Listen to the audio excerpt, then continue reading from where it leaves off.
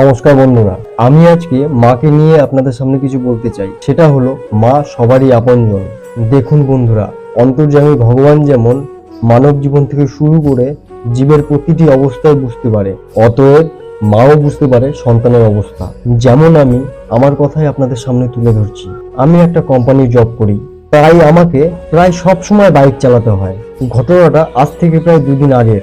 আমার মাকে নিয়ে আমি বাইকে করে ঘুরতে যাব, এটা প্ল্যান ছিল।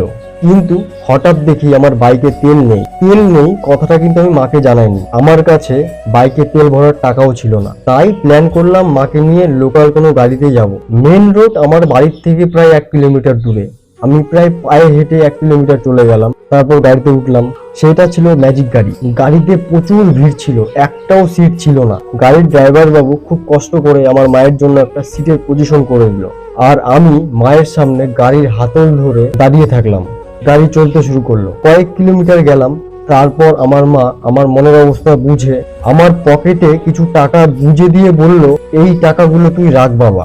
তাই বলি, একজন সন্তানের কথা একজন মাই বুঝতে পারে। তাই মায়ের ওই দিনের কথা আমি কখনোই ভুলবো না। তাই আপনারা যদি মাকে সত্যিকারের ভালোবেসে থাকেন, তাহলে একটা লাইক, শেয়ার, ফলো বা সাবস্ক্রাইব করুন। নমস্কার।